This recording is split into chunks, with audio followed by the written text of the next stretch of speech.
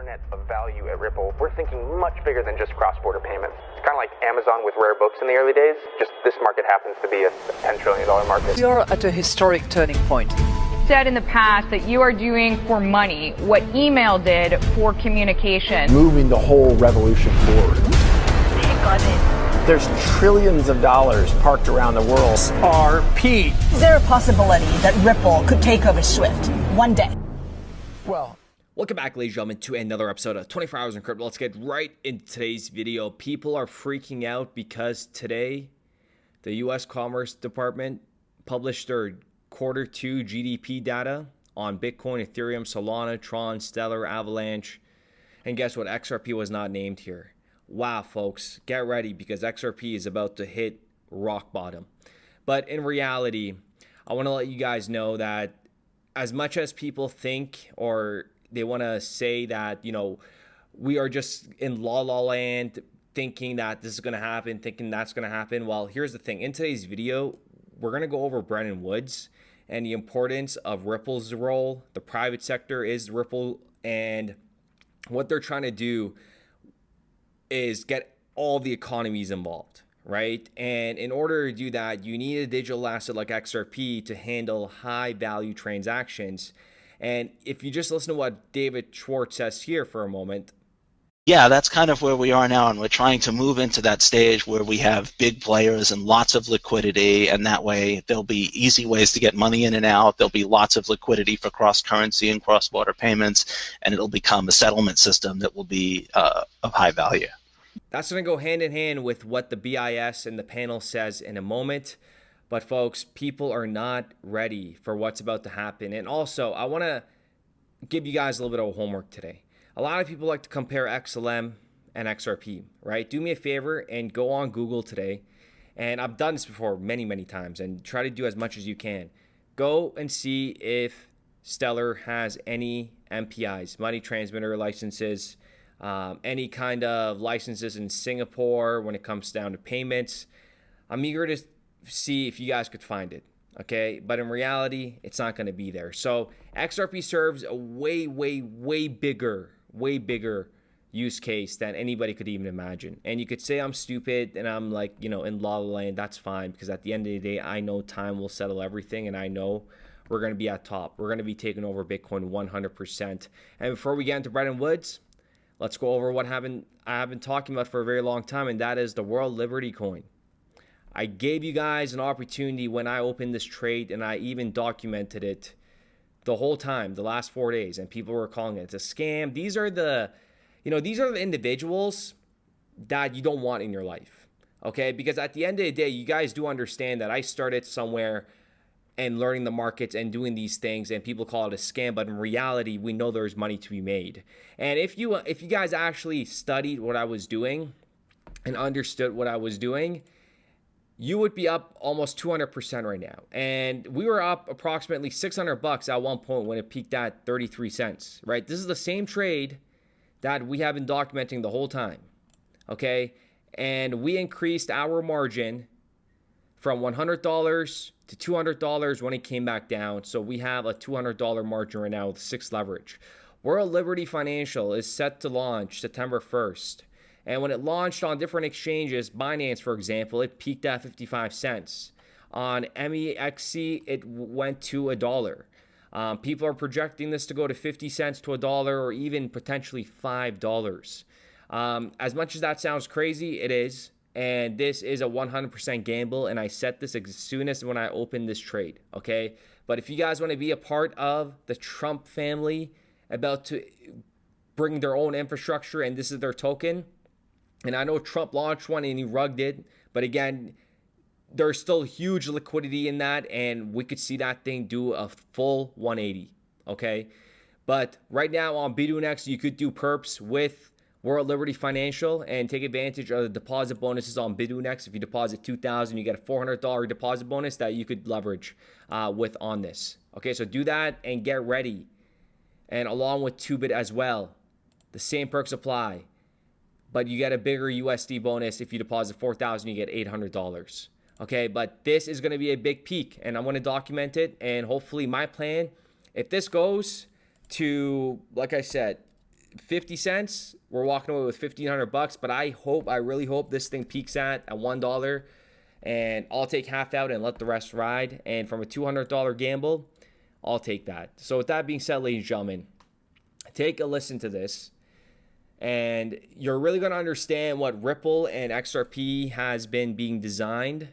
They're all in on it. Call us crazy now, but I'm telling you, after you watch right here, what we put together right here, there is no denying it. And it's going to be an incredible journey for all of us, and it has been so far for many of us that have been accumulating XRP on the lows for years, and the best is yet to come. I think as an economic historian and someone who's been in markets for 40 years, I actually think I'm starting to look like it now. I think we're also at a unique moment geopolitically, and I could see in the next few years that we are going to have some kind of a grand global economic reordering. There's something on the equivalent of a new Bretton Woods, or if you want to go back, like something back to the steel agreements or the Treaty of Versailles. There's a very good chance that we are going to have to have that over the next 4 years, and I'd like to be a part of it. I've studied this. I think it's kind of a unique skill set. And now let's go over to and break down a video with only 139 views. And this panel list, incredible, okay? The individuals that are attending this conference, very, very intelligent individuals. And this is called Reinventing Bretton Woods. I'm going to break it down to you so you understand what Bretton Woods is for the ones that don't know. So what was Bretton Woods? Because it's not really a thing right now.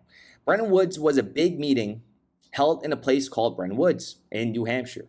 In 1944, people from 44 countries came together to figure out how to make the world economy work better after World War II. And can I say something? Of course. You see how after World War II, they want to make the economy better? After CV-19, take a look at that. They're all coming together and they're doing the transition to the new world economy. Ladies and gentlemen, go ahead and smash that like button. Why did they have this meeting? They wanted to avoid the kind of economic problems that led to the Great Depression and World War II. They wanted to make it easier for countries to trade with each other without worrying about their money losing value suddenly. And you see how there's already World War III, it's on the cusp, they're saying. You see how they formed this at the perfect time. You see CV-19 and they're introducing a brand new economy. Holy crap. And the reason why I'm just so bullish on this, for the ones that know, I've worked at regulated industries for over 10 years. I understand compliance. I understand what these guys are trying to achieve. And XRP is in the middle of that. Call me an idiot. But the only one that's going to be an idiot is the ones that are going to be buying XRP over $100. And that's if you could even afford XRP at that time. What did they decide? They decided that each country's money would be tied to the US dollar, and the US dollar would be tied to gold. You could exchange dollars for a fixed amount of gold. This way, exchange rates between different currencies wouldn't change much. They created the IMF, and that is the International Monetary Fund, which we talk about on this channel often, to help countries that were having trouble paying their bills. If a country ran out of money, it could borrow from the IMF to get back on its feet. I mean, talk about monopoly, right? They also created the World Bank. The World Bank was set up to help rebuild countries that had been damaged in the war and to help poorer countries develop their economies. And what are the odds that they create, reinventing Bretton Woods right now and they're attending conferences? What happened to Bretton Woods? The system worked well for a while, but the 1970s, there were problems. The US was printing a lot of dollars and didn't have enough gold to back them up. Again, mic drop, What did the US government do during CB19? Printed trillions of dollars. Oh my goodness. Okay, my hair is like sticking up. I'm getting goosebumps here because we are just so accurate with this information. Prices were going up, and it was hard to keep the value of currency stable. So in 1971, the US decided to stop letting people exchange dollars for gold, which ended the Bretton Woods system. After that, currencies started to float freely, meaning their values could go up and down based on the market conditions. And that's where we are today. And so what is this reinventing Bretton Woods? They have one purpose, and that is to modernize the international financial system. The Reinventing Bretton Woods, which short form is RBWC, is a legitimate organization. First of all, I mean, it's such a high level advisory, panelists and individuals that attend this, and they focus on the ongoing evolution of the international financial and monetary system.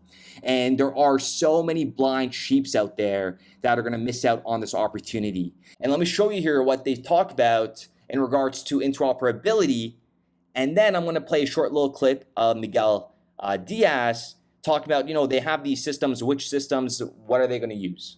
Take up on this infrastructure issue, and Paul, you mentioned that one of the key ideas is you put in place an infrastructure and then for everyone to use it, and I think that's in line of what you suggested, this open approach.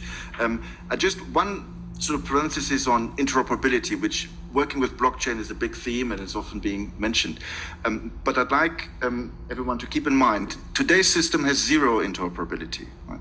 Every system is completely isolated, and the only way banks can communicate with one another is through secure messages. So we need to keep that in mind. There is an ambition about interoperability, but we are starting from zero when we take our system as a benchmark.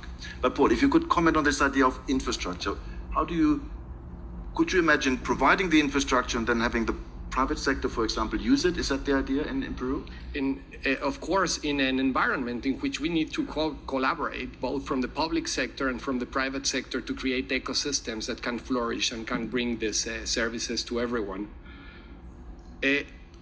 One word of caution here is that a lot of these discussions in terms of how to provide these things have been around which technology we should use to provide these services as opposed to which services we actually need to provide. And I think we need to switch that perspective. We need to start thinking on what is the exact functionality that we want for our economies and for the financial sector in general, and then start delving deeper into the different technologies that we can provide.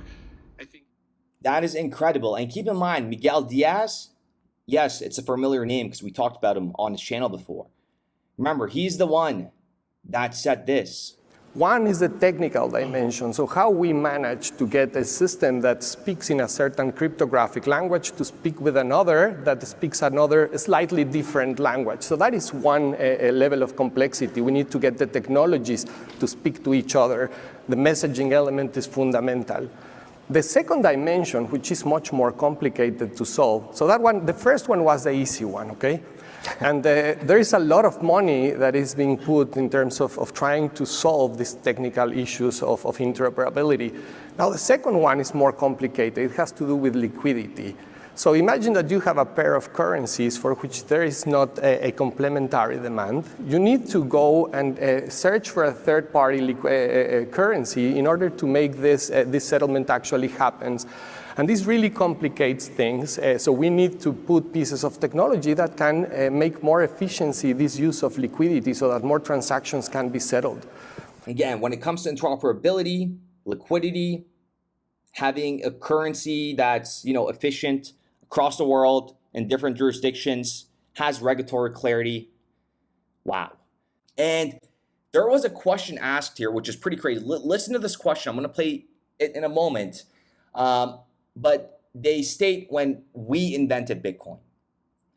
And for anybody out there that thinks Bitcoin was created from this mystery individual, if there's kids in the room, please, if there's I'll give you guys a moment. And I'm going to curse. You guys are fucking idiots. I'm sorry. But there is no way that nobody knows who created it. They know exactly who or they or what governmental organization or we did it. Okay? I'm going to play the video in a second. But it doesn't happen just coincidentally after the financial collapse in 2008. Right? Wake up. And that is why I'm trying to tell you guys, and I'm sorry, you guys, the ones that know, that there is a reason why XRP hasn't moved yet, because they have all agreed. Sounds crazy, doesn't it? Tinfoil hat, come on. And they're planning it to handle real monetary value. But I mean, if you don't see this, there's nothing much that I could do. But just listen to this here when he says, when we invented Bitcoin. I completely understand the objectives of financial inclusion and low-cost payments and all that. What I'm really puzzled about is the idea that somehow some sort of decentralized or peer-to-peer technology has to be part of that. And I think one of the really striking points is 15 years ago, we invented Bitcoin. All the people who are serious about Bitcoin end up saying, you know what, peer-to-peer is nonsense. I want an exchange. I don't even want to trade Bitcoin. I want to trade Bitcoin ETFs. And so they completely replicate the centralized institutional balance sheet infrastructure because it turns out that thing existed because it works really, really well, not because some government regulation mandated it to exist. And so I just don't understand the excitement about peer-to-peer and decentralization and what the panel thinks that's going to contribute to all these very good objectives that you stated. Ladies and gentlemen, go ahead and smash that like button. We are on the money for that. Okay, we are on the money for that. And let's go over why, not a lot of people are going to have like life-changing money when it comes down to XRP. Okay, when we just kind of go take a look at the percentage of accounts with the balance starting at, right? So let's say 50,000 XRP, 52,000 XRP. When XRP goes to $100, you're going to have $5.2 million. And also keep in mind, that means that you are never going to sell any of your XRP and you're going to brass balls all the way to $100. A lot of people are going to be selling on the way up to $10, $20, $30, $40. And I highly suggest that you do. Okay, but this is when we're talking about life-changing money. $5 million, let's say if you hold until $100 for 50,000 XRP, is a lot of money depending on where you live and your cost of living. You could make $5 million last a very, very long time, but it's not this life-changing money. Even individuals holding 26,000 XRP, that's 2% of the world's population, right? Very small fraction, very small fraction. You're talking about a $2.6 million, and that's never selling on the way to $100. 16,000 XRP, $1.6 million. That means you're never going to sell on the way up to $100, right? Take your profits, take your initials and some. But this is just kind of addressed to individuals that say, you're not going to let us all become rich. Who's they, first of all, and who's all, first of all, right? It's a very small fraction of the world's population, very small, that will not even create a dent in this universe. And that is why I state I say over time, all the time, we were pioneers. It's done. And remember the video we talked about how retail is priced out, which they are 100%. And if you can't wrap your head around that, you're a complete idiot. It's truly game over, right? So even with 100,000 at $100, that's $10 million. $10 million, is living a good life, not having to be worried about anything, even $5 million, right? But again, keep in mind, a lot of people are going to sell on the way up. Very small of us, that's going to be really, rewarded very handsomely. But the individuals that understood from day one and accumulated like there's no tomorrow are going to be rewarded very handsomely.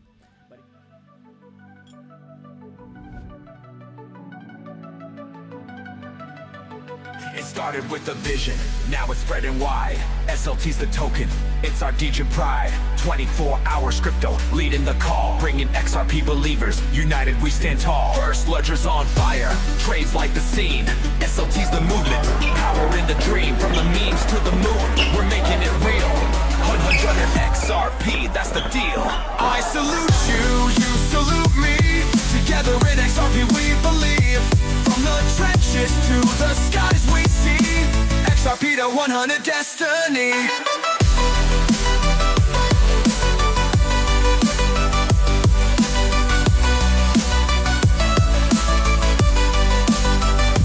This ain't just a token, it's a battle cry. For those who know XRP XRP will fly high. Salute is the name, SLT the ticker. First ledger's buzzing, trades getting quicker. Building the future, brick by brick. In a world powered by Ripple, the vision will stick. We're more than a meme, it's a movement strong. XRP believers, let's prove them wrong. I salute you, you salute me. Together in XRP we believe. From the trenches to the skies we see. XRP the hunt of destiny. 24 hours crypto, the captain of the crew. SLT's the anthem for the bold and true. Through the dips and the pumps, we stand and fight, believing in the ledger, in the dawn's bright light. I salute you, you salute me. Together in XRP we believe. From the trenches to the skies we see. XRP the hunt of destiny. So raise your SLT, let the world hear the sound. XRP believers, we're Ripple bound. From the memes to the charts, the vision is clear. Salute to the future, the time is near.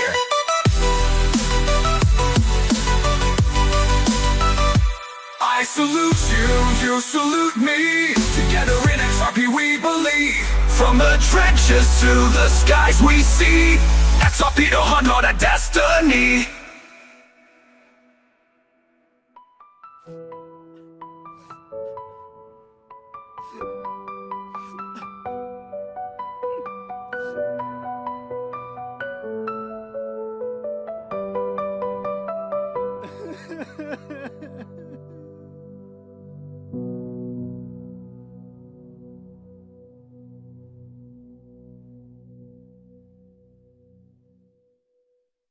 We started building RippleNet with the thesis that crypto liquidity would eventually be able to support robust global payments, large payments. RippleNet was designed so that customers seeing the benefits of our fiat-based network could flip the switch to ODL once the market was mature enough. And this is exactly what's happening. Flip the switch.